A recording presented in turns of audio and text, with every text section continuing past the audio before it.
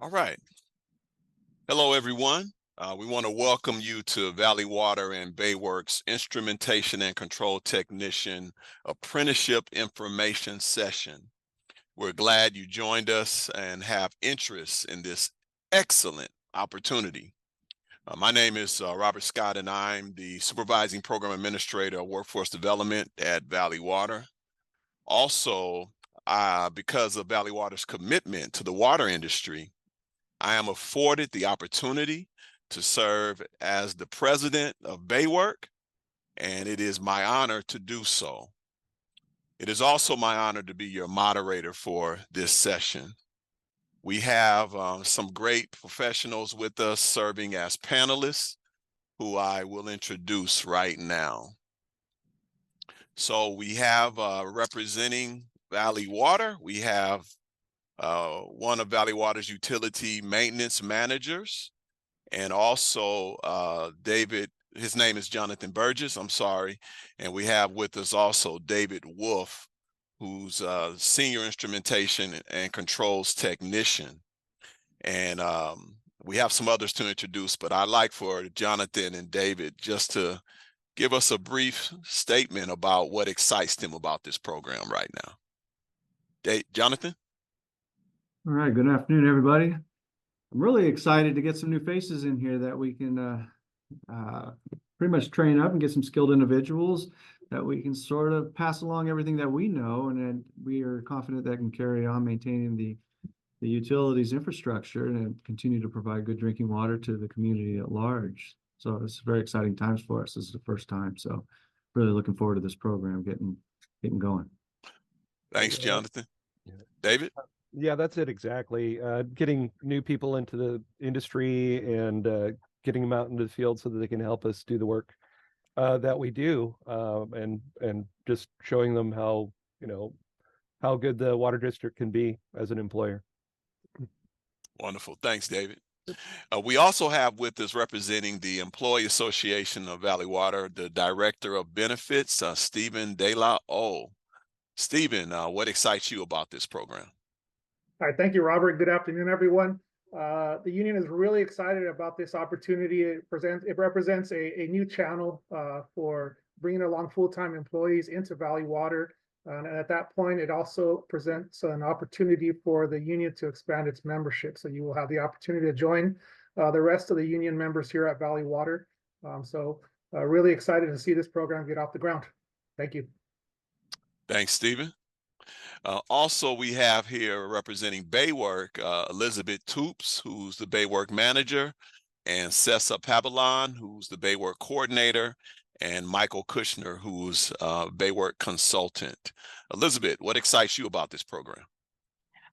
So this has been a work in progress over a number of years, and we're really excited about supporting a solution to getting more workers into this really exciting occupation and working for an excellent employer like Valley Water. Thank you, Elizabeth. Sessa? Hello, everyone. I'm pretty new on the BAYWORK team, and I'm super excited to go and, get our you all connected to Valley Water and this excellent apprenticeship opportunity. Thank you all, everybody, for joining us here today. Thanks, Sessa. Michael? This is an absolutely great career, but it's not easy to get into typically. And so I'm excited by the fact that Valley Water and BAYWORK are making the opportunity to learn this trade open to the entire community. Thanks, Michael. We also have here representing Mission College, Bob Schaefer, who's the Department Chair of Engineering and Mechatronics Technology, and also Albert Wong, who's a mechatronics instructor. Bob, what excites you about this program? I'm really excited about the opportunity to have a guaranteed pathway for the students that are doing this apprenticeship. So often we have students in our classrooms that are training for opportunities like this without a guaranteed end. And for the students in this apprenticeship program, that's a goalpost that's there waiting throughout the program. So I really like that. Thanks, Bob. Albert? Well, good afternoon, everyone. I'm excited about the program because I myself work in the control system field for many years. Actually, especially work with David Wolf as well when we're back in City of San Jose. We just need more qualified control system tech, just like David. Thanks, Albert. And we appreciate all of you being here. They'll be available to answer any questions that might come up that we don't cover. And we want to encourage you, those that are in attendance, to put your questions into the Q&A and also to comment in the chat. And we'll be monitoring that as we go through our session today. And again, we're glad that you're with us today. So first of all, our agenda will follow as such. We've done the welcome and introductions. We'll have an explanation of the apprenticeship program, the role of the instrumentation and controls tech. Also, we'll talk about the application and selection process, our program timeline, and Valley Water's commitment, and also about the commitment we expect from the apprentices, and some other details of the program, and then we'll wrap it up, and that'll be our session for today. Just to let you know, the session is being recorded. We will post the recording at another time on our BAYWORK website. Also, there's another session on February 7th, if you didn't know that already. So let's talk about the explanation of the apprenticeship program, its purpose. As was kind of said already by some of our panelists, that we need to fill some hard to fill positions, and this is one of them that we've had some difficulty filling, and we want to build our own. We want to be able to create the technician that we need to do the work that we have, and so we want to develop our own. And then we also want to ensure that the skilled trades department, our skilled trades discipline, is staffed with the people who have the knowledge, skills, and abilities that are needed to do this great work, this important work that we do for our community. And so because of that, we have a level of commitment to this, and this was a long time coming, but we're so glad that we're here at this point where we're able to launch this program. And so apprenticeship does a whole bunch of things. I think I may say more about this later, but I was an apprentice before, and I can tell you unequivocally, the apprenticeship program is the foundation of the work I do today. I graduated from an apprenticeship program many years ago, and it absolutely changed my life.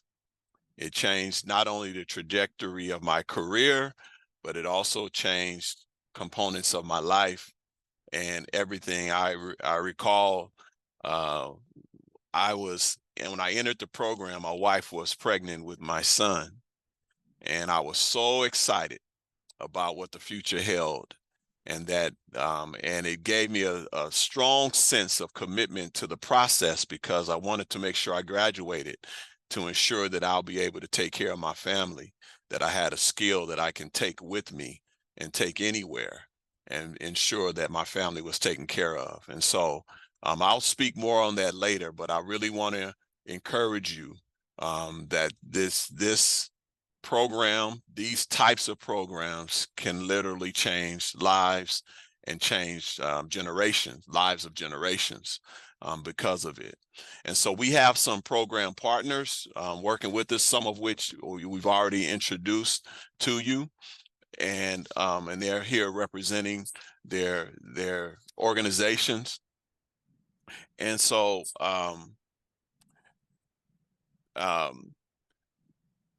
within that, with the Employee Association and Valley Water, there will be a joint apprenticeship committee, and we can see here how this flow chart kind of lays out, in that we will be registered with the Department of Labor, and BAYWORK will be the sponsor. Valley Water and Employee Association will serve on the joint apprenticeship committee and are in support of all of this. Mission College will do our related instruction.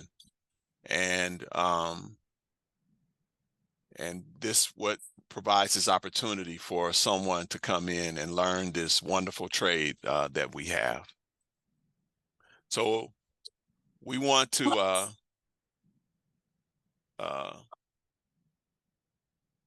I'm going to turn it over to Michael Kushner to talk a little bit more maybe about something maybe I didn't mention, Michael, concerning the partners. Sure, Robert. Well, as you can see from this slide, it kind of takes a village to make an apprenticeship. And as Robert said, it all starts with the U.S. Department of Labor. We are planning to register this apprenticeship with their Office of Apprenticeship, and they'll hold us to certain standards. And the sponsor for this apprenticeship is BAYWORK. And we mentioned BAYWORK, but nobody said exactly what it is. BAYWORK's a workforce consortium of over 40 water and wastewater utilities in the greater Bay Area. So it's all these utilities that come together to work on ensuring that they have a reliable workforce for the future. And BAYWORK is the sponsor. It will register this apprenticeship, and it has worked with Valley Water, which will serve as our first employer, hopefully the first of many, and the Employee Association, which is affiliated with the International Union, AFSCME. And together, the employer and the union really are the key partners that you'll be dealing with. And they work together through a joint apprenticeship committee. This committee is going to oversee the entire apprenticeship program, and it's composed of half members of management from Valley Water and half union representatives from the Employee Association. And they'll be the body that's really following your progress, giving you feedback perhaps, and you will interact with them rather than probably with BAYWORK and certainly the Department of Labor. Although I will say that you can always take any concerns to BAYWORK and the Department of Labor. Mission College is going to provide the classroom instruction.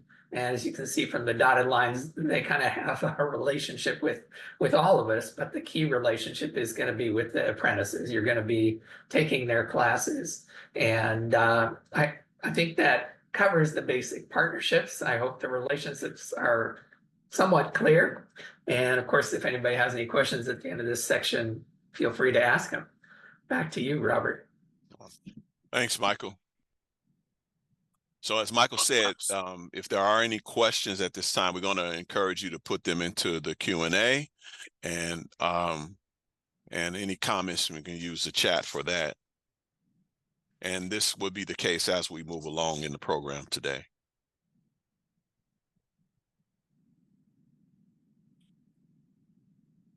All right.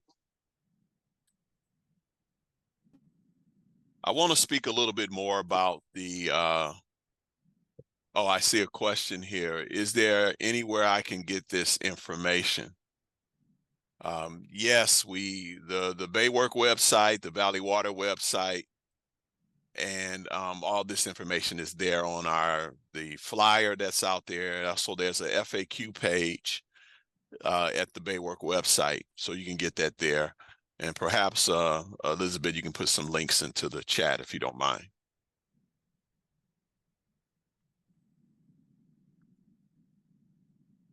So I want to say a little bit more about the Department of Labor and the apprenticeship standard. So we wanted to register this apprenticeship so that the graduates can have something solid that they can take with them, in addition to what the certification that Mission College would provide. But the Department of Apprenticeship Standards, Department of Labor, with their apprenticeship standards, what that does is it validates certain knowledge, skills, and abilities that we have to register with them. And so we're going to ensure that the apprentices have the appropriate amount of hours doing various tasks or exhibiting or learning certain skills and gaining certain knowledge and everything. And this all will be documented. And so because of that, this will be a validated experience and your skill set will be validated, the skills that you've learned. And so we wanted to make sure we did that. These types of things can happen without the being registered, but we wanted to make sure that we registered this opportunity. And I'm going to turn it over to Elizabeth and let her say a little bit more about the program components now. So good afternoon, everybody. So there are, as you may know, there are typically two key components to just about any apprenticeship. And that's the paid work experience. That's basically the work, that paid work that is providing people the opportunity to get on the job training. And the second component is classroom instruction. And those are happening concurrently. Typically, and this is true with this apprenticeship, the work will be happening at Valley Water during the day, and the classroom instruction will be happening at Mission College in the late afternoon and evening. So a few things to keep in mind about those two components. The paid work experience is a 40-hour-a-week job. It's a full-time job. The hours will tend to be about 6:30 a.m. to 4 p.m. May vary a little bit, but it'll be a 40-hour-a-week job, a full-time job. Please keep that in mind when you're pursuing this opportunity. And like I said before, it'll be at Valley Water. Valley Water is based in Santa Clara, but it has sites all over the South Bay. So the work sites may vary from day to day. But the work sites are all in the South Bay, for those of you who aren't familiar with Valley Water. The classroom instruction, as I said, the in-person classes will be held at Mission College, also in Santa Clara. And you'll be taking one class per semester. And those classes, and certainly the Mission College folks can speak more to this, but they'll tend to happen 2 evenings a week. Sometimes that may vary a little bit from semester to semester, but it's only one class per semester. The other thing to know about the classroom component of this program is that in addition to the classes at Mission College, there will also be some online courses that apprentices will take through Valley Water's learning management system. You might have heard it referred to as an LMS. If you've ever gone to an online traffic school, that's sort of like what an LMS feels like.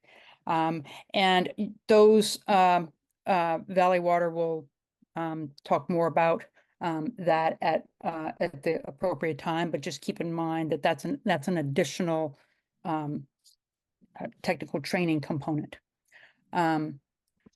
In addition to those two components, just keep in mind that this is a paid job. It's a full-time job, and it is paid.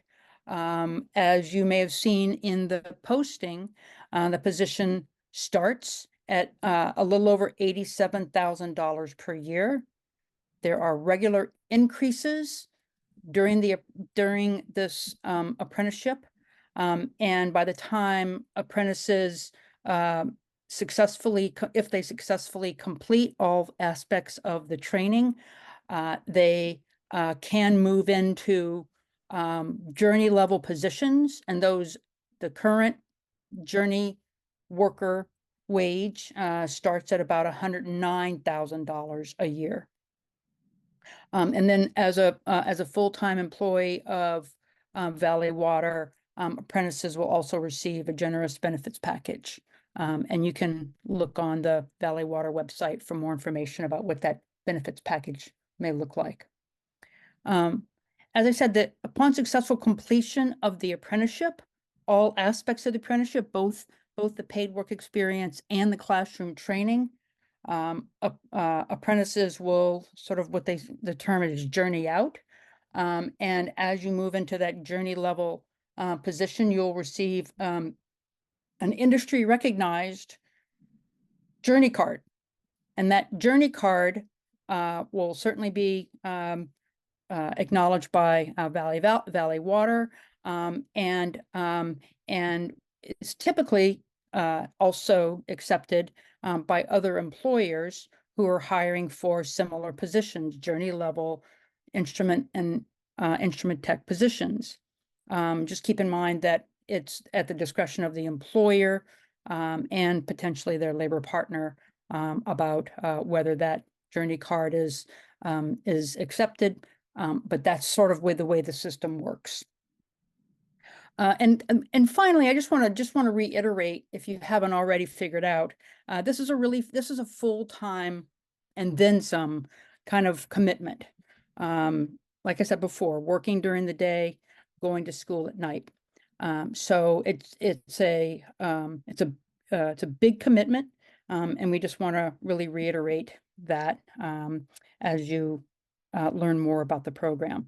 I put the link to the BAYWORK apprenticeship page in the chat, and included on that page is an FAQ. If you haven't already been to this page and checked out the FAQ, the frequently asked questions, please do so.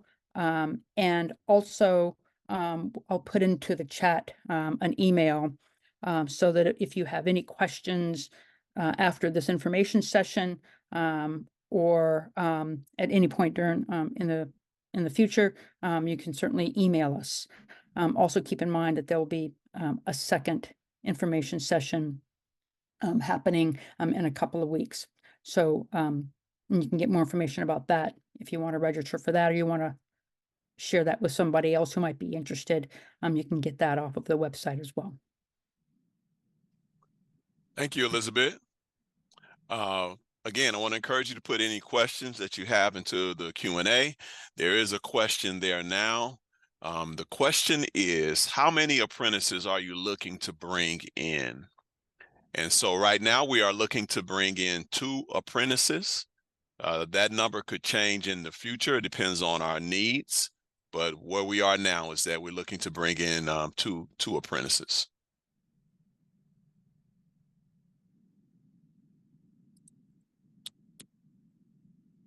All right. So some of you may be wondering, what is the role of instrumentation and controls technician? What's the work? What's this all about? So we want to show you a couple videos here and then have some discussion from some of our INC professionals that we have in the room. And so check out these videos. It'll be about 2 videos, a collective 9 minutes or so. Hi, my name is Grant Gilly. I work for East Bay Mud, a water and wastewater utility in the Bay Area. I'm an instrumentation technician, which means I repair devices that monitor and control. I just love it. When I graduated from high school, I did steel framing and drywall, which kind of helped familiarize myself with tools and techniques, construction techniques and terminology, which definitely helped me get into what I'm doing. I joined the Navy and I became an electrician's mate. Just happened to be the job where they needed people at, and learned to troubleshoot electrical components like these control panels here, and that's kind of where I really got my foot in the industry and the industrial maintenance. When I got out of the Navy and went to work out in Antioch at the power plant, it was a big power plant, 700 megawatts. There was so much I didn't know, and I felt like I was sinking, even though I was working with great people who had on average, probably 20 years experience, but I still needed more, and I pushed myself, so I took a PLC class at the local community college. I found out through a good friend of mine that they had an outstanding program. So I took advantage of this program, met a great instructor, and met some great people who were also like me working and going to school at night. So I developed contacts, but it was just a wonderful program, so I kept going. And I've done, I think, like 65 units at LMC over the past 6 years, and it's just been great for me.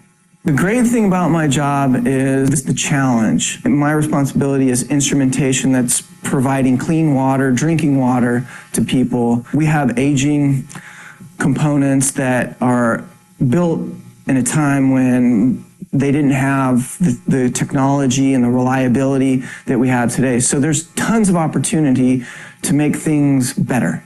To be an instrument tech, here's what you got to know. Go to school and pay attention to all your classes, but really pay attention to math, science, specifically chemistry.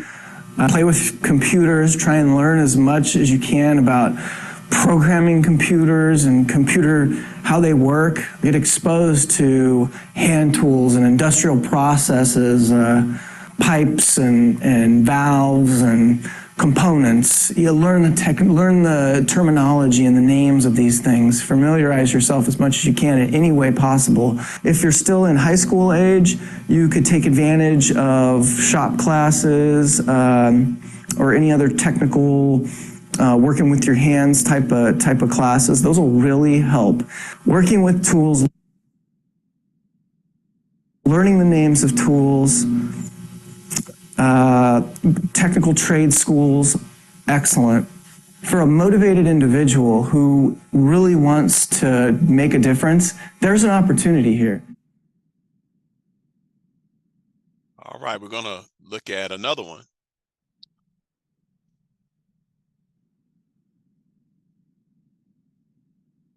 Hello, my name is Charles Johnson, and I am a journeyman level instrumentation and controls technician, and I work for the City and County of San Francisco at the Southeast Wastewater Treatment Facility.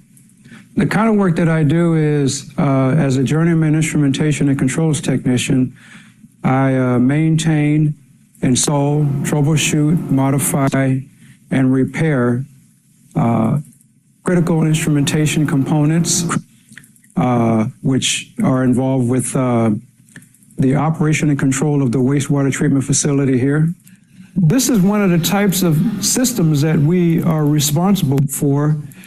This system right here can be used to look at the level inside of a tank.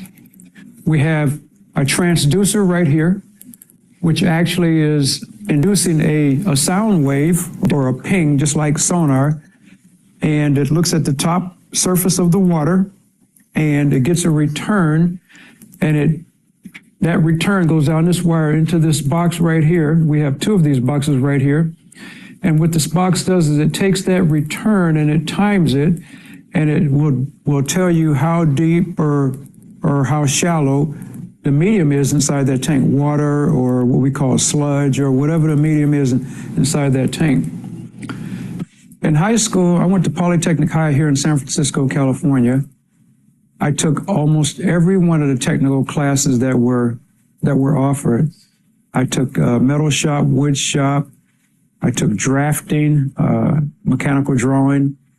I took auto shop. I took home economics, and I also took an electronics class in high school.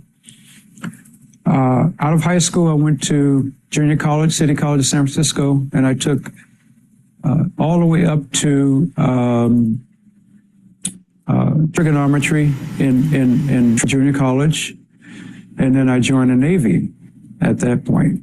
During the Navy is where I got most of my electronics experience at.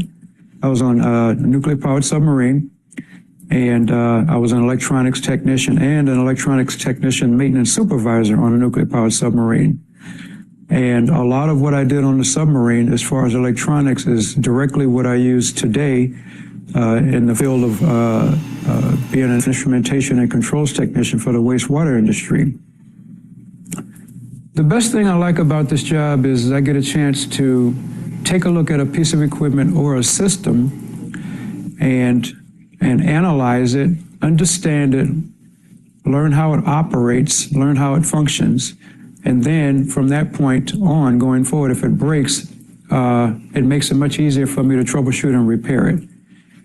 To be successful in the wastewater treatment industry, and specifically the instrumentation and controls component of the wastewater treatment industry, mathematics is one of the most important subjects that any student should study to try to be fairly proficient in.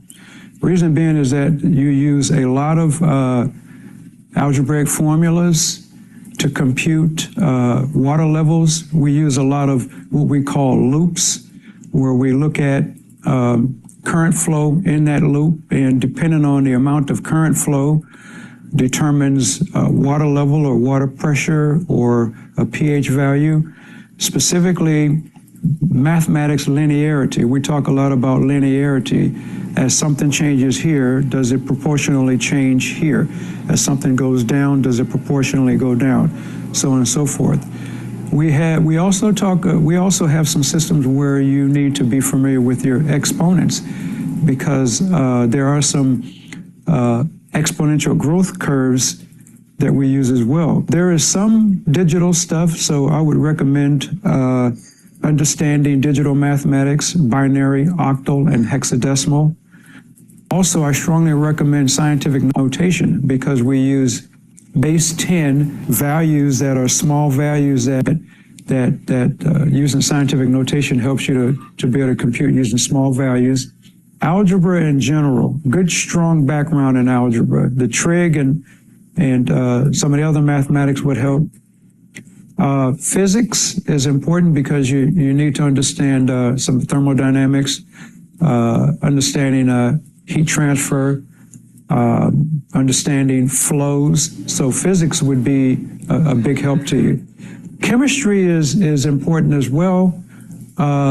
Not as much as the mathematics, but the chemistry is important because if you see the chemical makeup of certain components, you'll have an understanding of what those chemical makeups are, and it helps you to calibrate. To be successful in this field, an individual should be highly curious. They should be highly motivated. They should have an unction to want to learn, to exceed expectations, and to want to be able to always be willing to solve problems, take on new tasks, and just get out there and do it.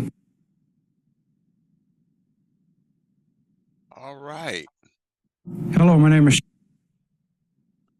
I want to give some of our instrumentation and controls professionals that we have here on a chance to comment, particularly Mr. David Wolf.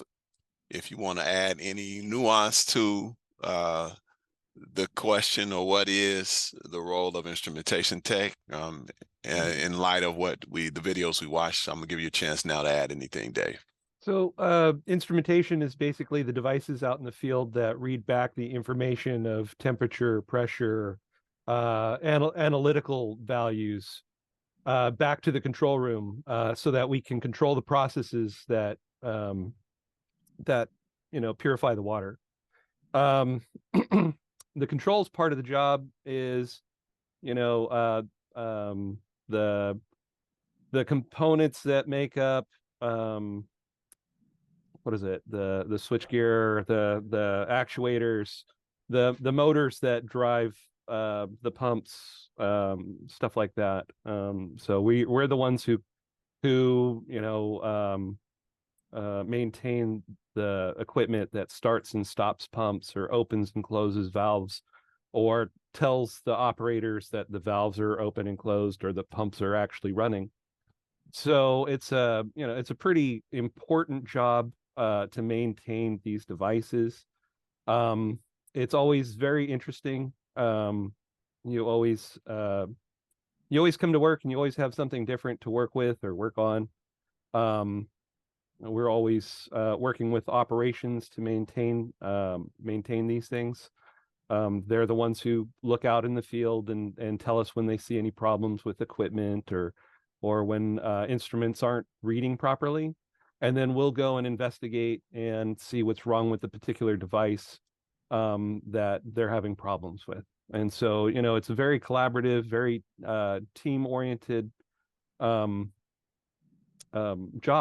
And you know, it takes you know, these guys are saying you need, you know, all this math and all this science and all this chemistry, and that's because, you know, we're a jack of all trades. We sit in the middle of like 3 different trades. We're, you know, part-time electrician, part-time mechanic. You know, we got to know like something about hydraulics and, you know, a little bit about this and a little bit about that. But the nice thing about it is that we're in a, you know, a good environment. We've got, you know, good people in place. And so, you know, if it gets overly mechanical, we start bringing in mechanics and get them involved in the work. If it gets into a certain level of electrical technicality, you know, we'll bring those guys in. So so it's for me, I've been doing this for, I don't know, a very long time. And I've really enjoyed you know, the people I've worked with and just the environment that we're in here at Valley Water. So Jonathan, got more to add, or no? Well, you were in there too. Yeah, well, Jonathan or Albert, you guys can add something if you like Yeah, to. Albert. I think Dave covers a lot. We are, as I said, I did also in control system field, was almost like jack of all trades. Something that many, I think, and also I think one thing that I did mention was that you really cannot learn this in school. A lot of the local program that don't have the program, even though Mission College now is developed the program, but we do like to have the apprenticeship, you know, with the you know, with the Valley Water, where you actually see what is out in the industry versus also what is in the classes as well. But yeah, I learn a lot in the field as well. I learn a lot from because I usually work as an engineering role, but at the same time I work well with the technicians, and because of that, we kind of just learn from each other as well. Thanks, Albert. Exactly. Yep. All right. Let's talk a little bit about the application process and selection process. So hopefully you saw our ad, or you heard about this word of mouth. You saw something at your school. Anyway, you heard about this for some reason, and you're here about this position. And so you probably have seen that the minimum requirements for this is just high school diploma. There's no education required beyond that. There's no experience required for this position. And so, but we're going to have a rigorous selection process in order to try to ascertain that the people who we think will likely be successful at completing this program. And that's really what the selection process is all about. We're trying to see who are most likely to be successful at completing the program and going through all the rigors and the things that you've been hearing that it's going to take to become instrumentation and controls technician. And so the ideal candidate for this type of position, well, let me say a little bit more about the application process. So we're asking, you have to be 18 years or older, high school graduate, and also we need to see your high school transcripts, your official transcripts. So I want to emphasize that, so that if you or someone you know is really interested in applying for this position, when it posts, that you are already in the process of trying to acquire your high school transcript, because they will be needed. And also, if you've taken any college courses, to gather that as well, because there'll be a certain amount of credit that will be given for that. And so, but there's no experience required for this. There will be some strenuous unfavorable, I should say, physical conditions. I'll read a few of those. They're listed on our advertisement, but yeah, some of the conditions that you'll be walking and standing and sitting and for periods of time, and so that it requires a certain level of dexterity, and also crawling and twisting and kneeling. So you need to be in pretty good physical condition. Also, the environment's not going to be, will be somewhat adverse at times. Potentially, you might be out in the field working, so in the rain and the cold and slippery surfaces and all that kind of thing. So we need to be aware of that. Also working around chemicals and things of that nature. But you're going to get trained to do all these things. So that's not the issue. It's just a matter or not this is the work, this is the vocation, this is the career that you would want to pursue. We do require having a valid California Class C driver's license. And also we will be doing background check and the pre-employment screening stuff. And you must be able to work full-time, as Elizabeth said, and it's been said, this is a full-time job. And you also must be able to attend classes in the evening. And so the ideal candidate is teachable and eager to learn, responsible, wanting to be a professional, and has had some proven, experiences and ability to work with your hands, and also an aptitude of math. You've heard that over and over again, and sciences and physics and those types of things are represent some qualities of an ideal candidate. And being able to understand concepts of mechanics is important as well. And so we're going to be evaluating the candidates for these types of things to figure out who could be most likely to succeed. And this program is going to last 4 years. And so it's going to be lengthy, but well worth it. And we want to encourage you. So we want to, again, ask you to put any questions you have in the Q&A, and we'll address them. And I see a question here. How would our transcripts be submitted via mail, or would we need to show up to a location in person? And so the way that they will be submitted will be once the application is posted, our recruitment team will be taking over, and they'll be providing instructions on what you should do with your transcripts and all that kind of stuff. So you look for that. Our plan is to post, well, we'll be covering it a little bit later. I think Michael's going to talk about some of that a little bit later. But you'll receive, once the application is put in, you'll receive all the information you need to know where to send your transcripts and all of that. The big thing is to get them, to gather them, to start the process of getting them. And we wanted to alert you to that. All right. We're going to move on and talk about our timeline. And I'll turn it over to Michael. Great. All right, so the first thing I want to say about this timeline in front of you is that it's pretty firm, but not absolutely firm. And I'll say a little more about that. But applications will be open for only 1 week.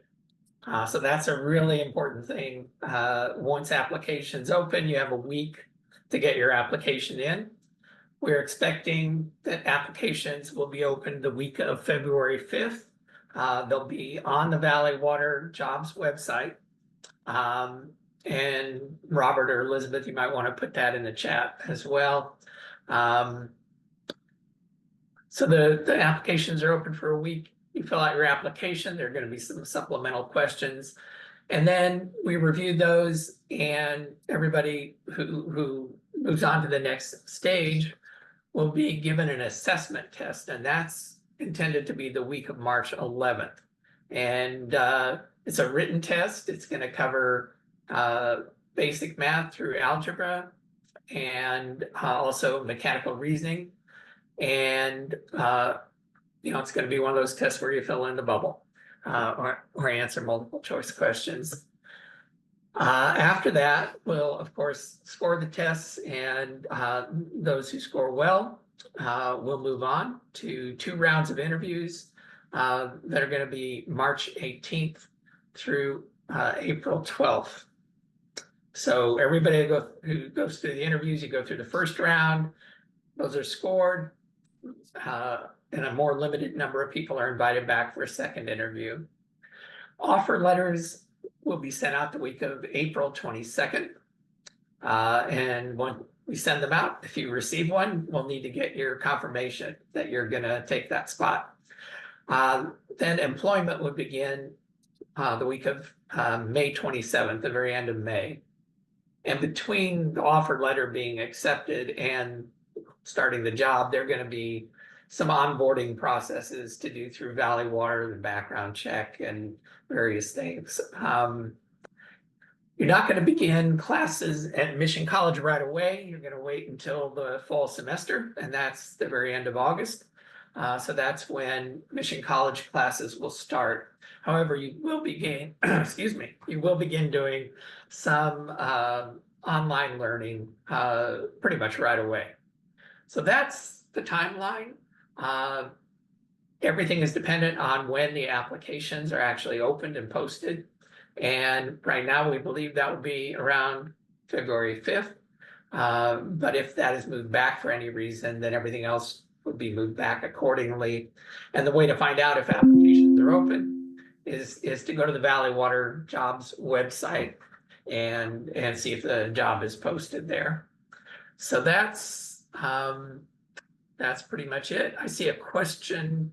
Do you need a college and high school transcript? You don't need a college transcript. You need a high school transcript or GED.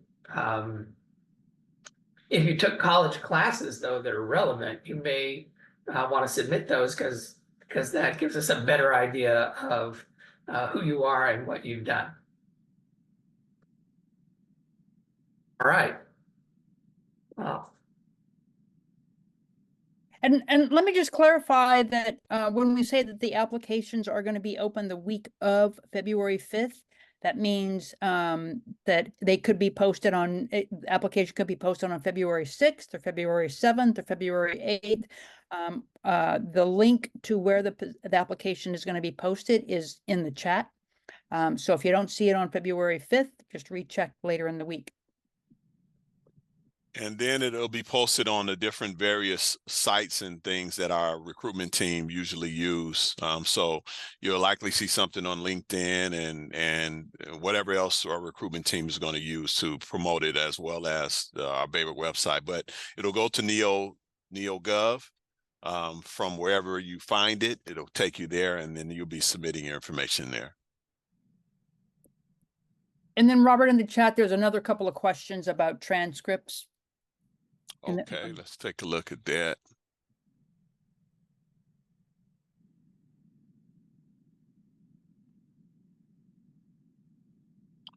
Question here: what if your college transcripts is from a different country?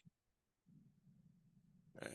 If that is the case, we'll have to assess that, and we'll have to assess it when it comes in. In either case, you should send it in. And another question is, what about vocational college? Will I need transcript from there? If that's post-high school, you don't need it. As we're saying, it's not required to have it, but you can get a limited amount of extra points in the selection process if you have post-high school education that's relevant. And there's go ahead, Michael. I was just going to point out the other question was just, if you have a college transcript that you're sending in, do you still need your high school transcript? And the answer is yes. Absolutely.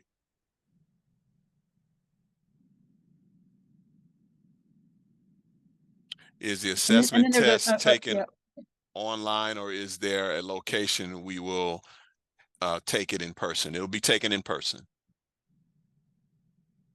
And And- it'll likely be offered at Mission College. And I saw another question about whether there are any study materials for the assessment test. We don't provide any study materials for that. We'll give you an idea of what the general topics are, which is basic algebra and spatial reasoning. There may be materials out there that you might want to get. And mechanical reasoning and abstract reasoning are things to consider as well.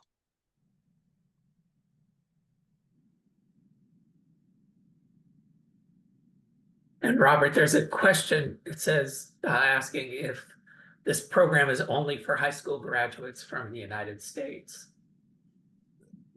The answer to that would be no. Again, we'll have to assess anything we get outside of the United States.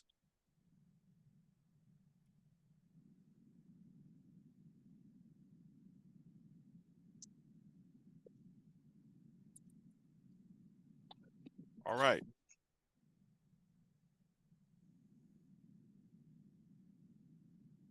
So I want to talk a little bit now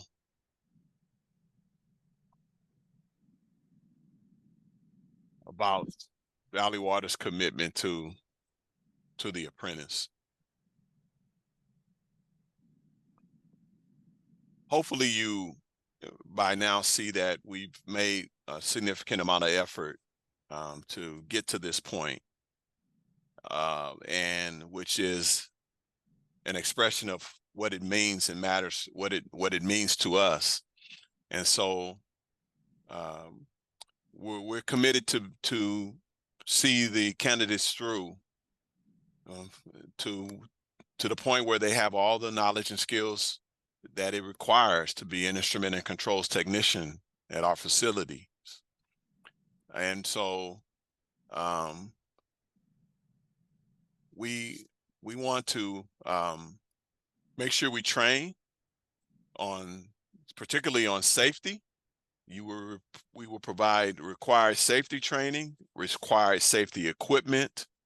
We're going to provide required feedback to you so that you make sure that the candidates are progressing along in their knowledge, skills, and abilities appropriately.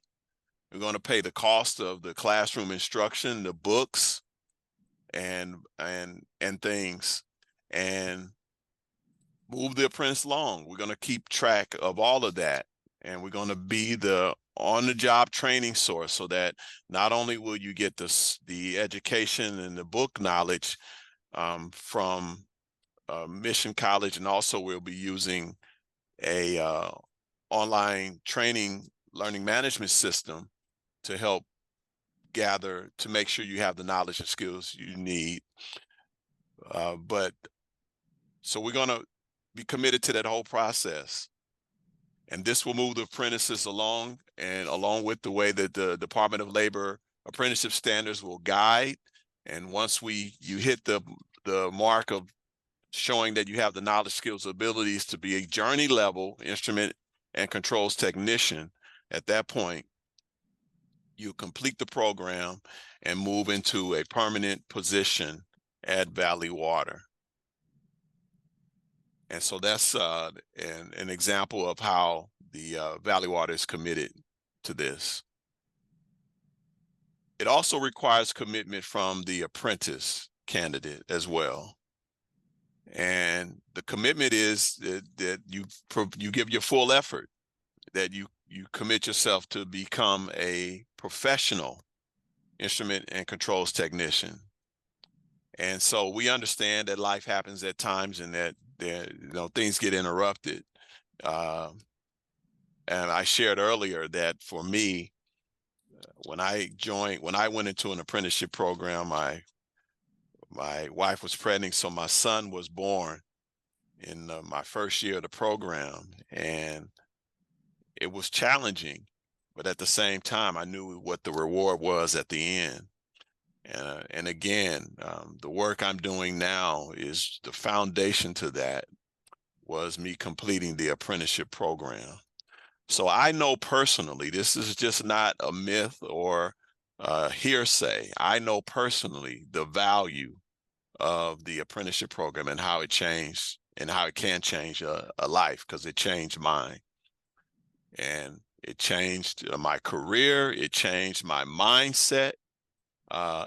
One of the things that stands out to me when I start learning things I had no clue about, I couldn't walk into a building the same way that I used to. Before I would walk in, I wouldn't notice anything. I wouldn't look at the piping system, wouldn't look at the conduit, nothing. But when I start to learn the trade, when I went into a building, my whole perspective changed. Now I'm noticing conduit pipe runs, water pipes, and pneumatic pipes and hydraulic pipes, and I'm noticing all these things that I used to just walk right past. So it not only changed my career, it changed the way I looked at the world, because now I can see why things happen. One of the big things that I remember early on in my apprenticeship that was baffling to me, because I learned how stoplights, I said, how does the stoplight know I'm here? That my car pulled up into this zone, and then it knows to trigger it. These are things that I took for granted before, but I learned as I learned about electricity, and they got different methods now in which they can trigger, because there's more cameras and all those things, but it didn't used to be like that. They used to just have you see a little circle in the ground, something engraved in the ground, and it basically was a loop of wire there. And so when you entered in your vehicle and the metal entered into that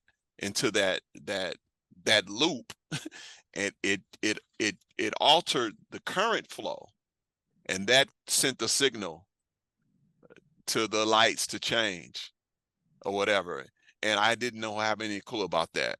I'm only giving you these light examples. There's a ton of others. And I'm just talking about my experience, that as I learned the trade, I began to look at life differently. And so it's well worth your commitment to give your time, energy, and yourself, and for your families, and the sacrifice that it's going to take, because the reward is great at the end. And so we would expect you to be committed to being a professional, to operate with integrity, to seek help and advice as needed, and to just stick with it through the ups and the downs, and do your best. So we're going to talk some more about some of the details of the program. It was somewhat mentioned earlier about the benefits that you'll receive. So this is packed with many benefits in terms of health coverage, great pay, and all those things. We had put on here, it's a typo here, we had put that the shift starts at 6:30, but it actually starts at 6. And they typically work 980s, and so it'll be from 6 to 3:30, which would be the typical shift. Obviously there are things that happen that requires overtime here and there, but this is the typical shift. And you'll be taking classes in the evening that will end sometime around 9:30, 9:35 or something like that when you take them. And so this is just a little bit more detail. Your wages will progress as your knowledge and skills progress. So every year the apprentices will get a wage increase. Also, there may be other wage increases if there's things that changes to our employee, our memorandum of agreement with the company, the union's agreement. So if the union, something shifts with the salaries, then you'll see more changes other than just the year progressions because of that. And so but the benefits are great with health, dental, and all of that, and you'll be an employee as an apprentice and then move into a journey level position at the end of completing all the requirements. The other thing to note is that you'll have to keep track of your hours along the way. So with the Department of Labor Apprenticeship Standard, there are competencies or things that you need to be able to know and do, skills, tasks that you need to be able to complete, and you need to record your hours learning those tasks.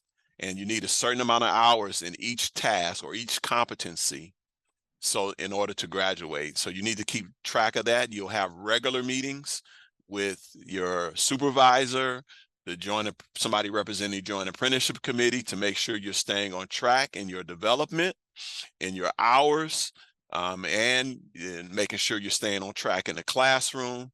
All of that, we're going to do regular check-ins to make sure you're doing well, so that if there's any deviation from that, we can correct.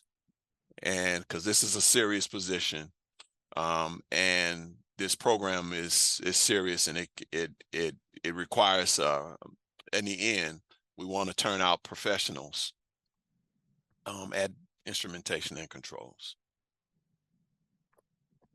So I want to now open this up to our panelists to share anything that they would want to share at this time.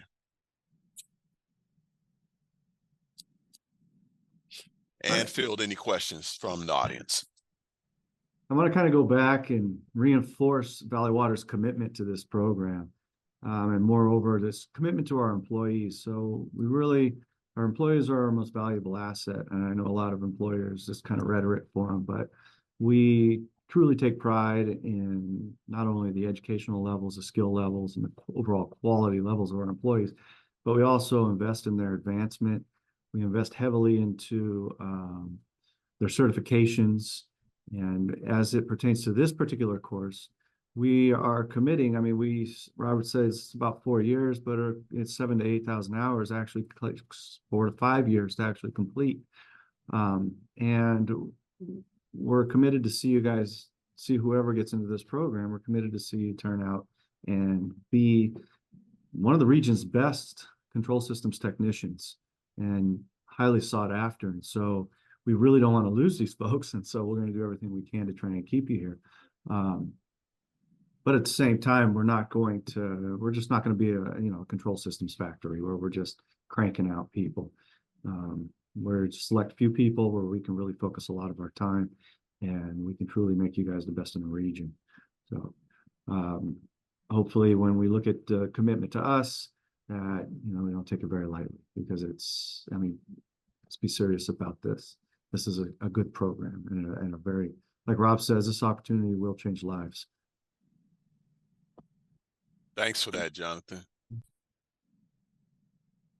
And any other panelists would like to share? And if there's any questions, you feel free to ask. This is a good time to do so. Robert, there's a question in the chat. Okay. I understand the classes would start in the fall, but what if you are enrolled into the January class admission? Would you get credit towards the apprenticeship education hours? Maybe Albert, you can share a little bit about that. I'm not quite sure what they mean by enrolled. I don't know, Albert, you may have something to say on that. I guess, does he mean that you enroll like right now? Is that what the January class means? Yeah, I would assume so. Okay. Yeah, so I understand that our program, we have a couple units that we can be given as part of our degree or certificates. But I believe Chris is asking the education hours from the Valley Water side.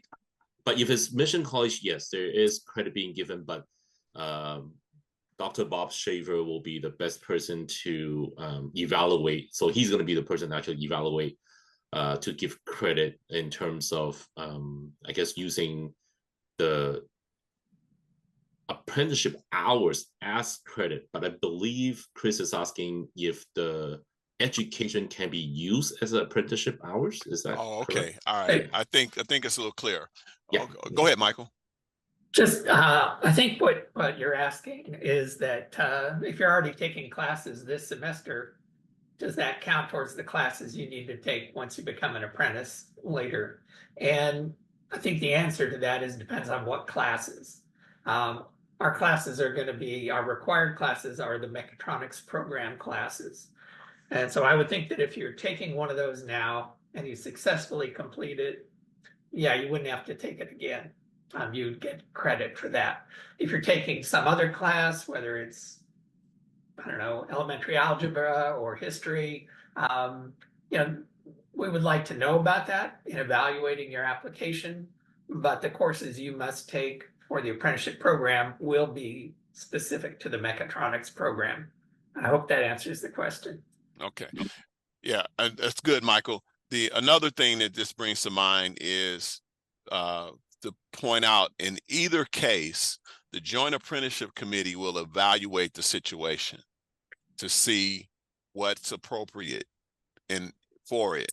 And a key word that was used is that you successfully completed the class. Success is, by the apprenticeship standard, is that we're expecting our candidates to get a B or higher grade in the classes. I'll say that again. That we're expecting our candidates to get a B or higher grade in the classes. So we're not just looking to see that you got credit. Again, we're trying to make sure that you have the knowledge, the skills, and abilities to be successful in this field.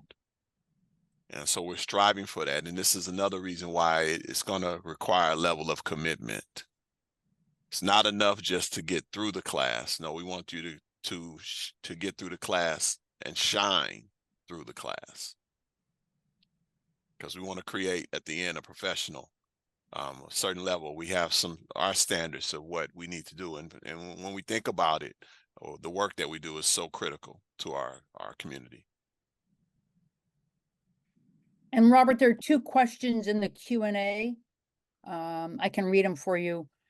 When, if ever again, would another apprenticeship opportunity appear?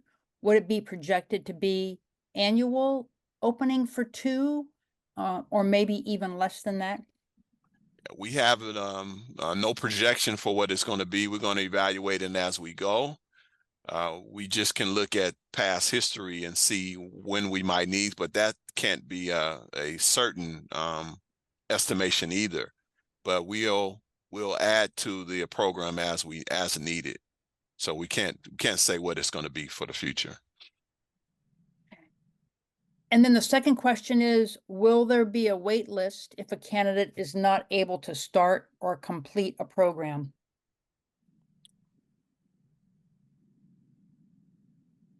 That's an interesting question, particularly because it says to start or complete. And this is why we were talking about the commitment level, because once we know life can happen and all of those kinds of things. And so these situations will have to be evaluated by a Joint Apprenticeship Committee and as they come up, but in terms of the wait list, that's dependent upon the gap between the time we have a need for an apprentice and then the time the program starts, and then the time where there's another need, because we don't want the list to get outdated. So that depends, and that's a decision that we'll make as the days approach. And someone says here, I remember taking the ASVAB test when trying to join the military. I couldn't join because of color blindness to do what I wanted to do. Will color blindness affect any part of my training? Also, can I use the ASVAB test as the document to submit my subject results? I don't know what you mean by subject results. But if you feel like that your test results will, you know, be favorable for you in terms of you trying to, you know, if you make it through certain levels of our selection process, say you get to the interview process and you want to talk about it, that will be the time to bring that up. As far as the color blindness, I'm gonna let Jonathan comment on that if you don't mind. I don't know if I can answer that one. Color blindness will be part of, I mean, we have a kind of a physical review, and so before you become an employee, and if we, I don't have any control over what we test for in that, so it's just kind of broad, general physical condition. Can you pick up 50 pounds? It's been a long time since I've taken that test, so I'm not so sure if they test for color blindness or vision, to be honest with you. I'm not entirely sure. Okay. My recommendation is just throw your name in the hat, see what happens. Yeah. So what thank you, Jonathan. I'm sorry for putting you on the spot on that one. But no, it's okay. Yeah. What we'll do is we have our FAQ page on the BAYWORK website, and this is a question that we'll get back to you on, and we'll find out. And it's quite possible that that could be prohibitive in some kind of way, but we'll have to see. We'll check with the appropriate people, and then we'll add that question to our FAQ page. Can And then Robert, ahead, you Jonathan. referred to. I just want to make a general plug because I'm seeing a lot of the same similar questions coming up as far as what past accomplishments and aptitudes and education levels and stuff. Just as a general kind of, you know, if you're going out with any job, this job is going to be very competitive. We only have 2 positions and we're anticipating many applications. So it behooves you guys to put your best foot forward and to bring out your entire arsenal. I mean, we're only requiring a high school diploma right now or GED or its equivalent. But, you know, if you've taken welding in high school, put it forth. If you have a certification out of the military that certifies you that you were a technician elsewhere, put that out there in your resume. I mean, when I used to go for my technical jobs, I had 10, 15 different certifications, and I would just have them all attached and just send them in there, and you know, we'll go through it because it's not gonna hurt. In fact, all it's going to do is be like, wow, this person knows welding. This person knows, you know, they've already taken AC/DC theory, right? And so it just kind of gives you a little bit more of an edge against the rest of the competition. Elizabeth? Thanks, Jonathan. Robert, you referred to a 980 schedule earlier. Can you just Oh. clarify what that means? Oh yeah. So the 980 schedule that we work, so we work 9 days in 80 hours in 9 days basically. And so it's basically work 8 9-hour days and then 1 8-hour day in 2-week period. So we get every Friday off, or every other Friday off, or Monday, or every other I'm Monday. fighting for every Friday, but it's every other Friday. Yeah. David gets every Friday. Yeah. Yeah. I do want to add too, also when you turn out, the job is everybody that's in as a control systems technician will be required to be on call, and that's on a rotating basis. And so that's for 1 week at a time. You do get compensated for being on call, and you will be compensated for each time that you've been called in to do repairs. Because we do run a 24/7 operation. I don't know if you guys ever noticed, but the water never shuts off no matter what time you turn it on in your homes. And so there's a lot of work that goes into making that happen. And the control system technicians are essential to making sure that, you know, that water continues to flow and that somebody represents Valley Water at 24/7. So the same will go when you turn out, become a journey person, those expectations will also apply. Thanks for that, Jonathan. I want to reiterate too. So having dependable transportation is important on that note. Also, there's a question here: is there a dress code when we take the assessment test? I guess be decent. I would reiterate what Jonathan says, and anytime that you show yourself, it'll be important to try to put your best foot forward. But the assessment test would just be the assessment test. It's not an interview at that time. It's just you'll go in and you'll take your test. And so if you show up in flip-flops and shorts, we'll probably remember. So keep that in mind. all right. Robert, there's a question in the chat. Somebody, Jeremy says that he's currently in his second semester of mechatronics at SVCTE. Would he have to drop out of school in order to take the position? Because the semester ends early June. No, the question would be no. You're at the Metro Ed. Is that it? So he's saying Wants to know if he could complete his coursework for the semester, which runs into early June. We're planning to start the employment. oh, so he's still in high school. Is that what he's saying? Because no. He's taking adult ed classes, and he's probably within 2 weeks of finishing that semester on our estimated start date. Oh, we'll have to evaluate that because I'm not sure. My recommendation would say is, let's see if you become one of the top candidates, then we can talk about. We're a little flexible on that stuff. Yeah. If it's just a couple of days here and there, it's not. Yeah. And then Robert, there's another question about whether there is whether there's a night shift during the apprenticeship. No.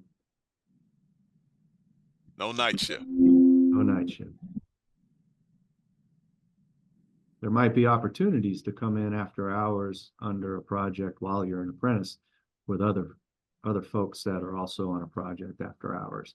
But typically we try to keep it to daylight hours. But folks tend to function a lot better. Will these classes be paid for through apprenticeship or out of pocket? It will be paid for through apprenticeship.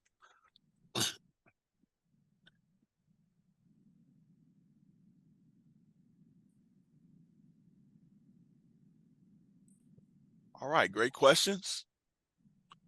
And what about books and fees, Robert, for the college classes? Yeah, books and fees will be covered as well.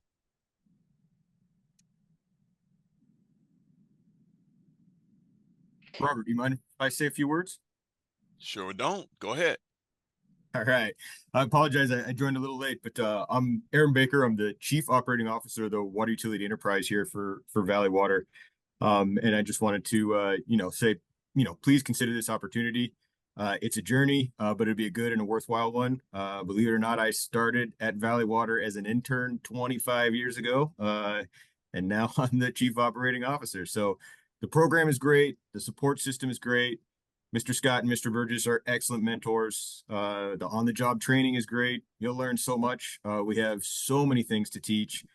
We've got everything from 1930s technology to state of the art. It's really like a family. So, and not only that, but if you're successful, you'll be one of the people ensuring that there's safe, clean water for 2 million people here in Santa Clara County. So if you think you can meet the commitment, don't let this opportunity pass you by. And I look forward to hearing more about this program. So thank you. Thanks, Aaron. Appreciate you chiming in. I've put in the link for the February 7th information session. It'll be the very same presentation as we talked about, as we covered today. But if you missed any part of it, or if you want to hear it again, check it out on February 7th. I put the link in the chat. And most importantly, if you know of anybody else who might be interested in this opportunity, please share that information, the link to the information session with them as well. Let's see, there's one more question here.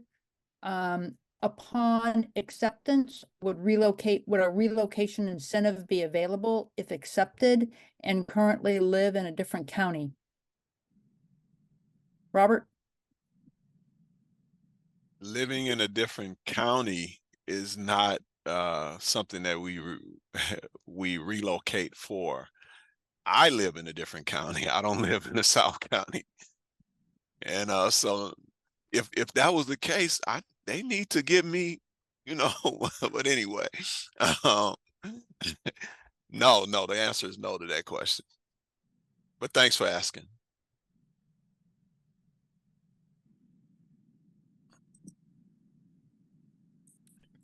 Any other comments or questions before we close today? Got a few more minutes. Very surprised we didn't get any technical questions. Yeah. And I'm putting in these links repeatedly in the chat just to remind you. There's the link to the session on February 7th that I just talked about. There's a link to the BAYWORK apprenticeship page in the chat. There is a link to the where you apply that I'll put back into the chat again as well. All right, we'll wrap it up. Thank you everyone for the attendance. I tip my hat to all the panelists and you guys sharing your knowledge and experience and all of that and just showing up and showing the face. We wanted to humanize this. Valley Water is a great place to work. And this is a great opportunity in terms of career. And it's just win-win all the way around. And so hopefully we've answered your questions sufficiently. Those that we didn't answer, we're going to again add those to, we couldn't answer, we'll add to our FAQ page. And this video will be posted at some point when we can in the future. Our next session will be on Wednesday, February 7th at 2 o'clock. And so and you're welcome to come back and hear some more, but it's going to be pretty much a repeat of what we heard today. And we're excited about the opportunity, and we're so glad that we're at this point. And so the future looks bright. So thanks for being with us today. We look forward to hearing from you in some way, shape, or form, or someone that you're here representing and you want to tell somebody. Spread the word, check all the social media, all that, and stay abreast of what's happening. And we're hoping to expand our program at some point in the future, even if it's a different discipline and it's not instrument and controls. It may be something else, but so stay tuned. Thanks again. Have a great evening and be safe. Thank you all.